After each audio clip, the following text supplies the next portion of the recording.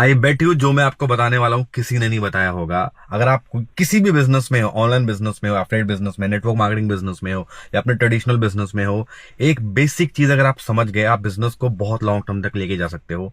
वो है उसका नेचर। एन ग्राफ के थ्रू मैं आपको इसका नेचर समझाऊंगा कि बिजनेस कैसे ग्रो करता है।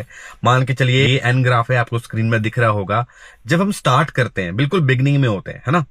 जब हम बिल्कुल बिगनिंग में होते हैं उस वक्त हमने बहुत एफर्ट लगाने होते हैं। अपने पर्सनल ब्रांडिंग करनी होती है, नेटवर्क बिल्ड करना होता है, उस वक्त टाइम लगता है, एफर्ट लगते हैं। उस मुकाबले ना हमें रिजल्ट बहुत कम आता है, एकदम माइनर सा रिजल्ट आता है, ना के बराबर। फिर जैसे जैसे हम अपना टाइम बिताते हैं बिजनेस में, है ना, 4 महीने, 6 महीने, 1 साल देते हैं, जैसे हम थोड़ा सा और ग्रो करते हैं, तो हमारा थोड़ा सा जो एफर्ट है वो कम हो जाता है और थोड़ा सा हमें रिवॉर्ड यानी रिजल्ट आना शुरू हो जाता है।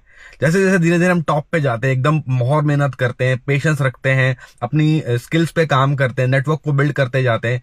एक टाइम ऐसा भी आता है जब आप ना के बराबर एफर्ट कर रहे हो, मतलब आपका जो एफर्ट है ऑलमोस्ट जीरो हो चुका होता है, बट आपने एक ऐसा सिस्टम बिल्ड कर लिया होता है जिसकी वजह से आपको रिवॉर्ड ही रिवॉर्ड, इतना रिजल्ट मिलता है ना। इसलिए जो बिजनेसेस है, लॉन्ग टर्म जो बिजनेसेस है वो बहुत ग्रो करते हैं। इसका मेन रीजन है कि आपको इसका नेचर समझना पड़ेगा। आए 2 महीने में हो जाए, नहीं हुआ तो it's not a cup of my T. बात तो सही है। ऐसे नहीं होता है। मेहनत करनी पड़ती है, स्किल्स को ग्रो करना पड़ता है, नेटवर्क को बिल्ड करना पड़ता है, तब बिजनेस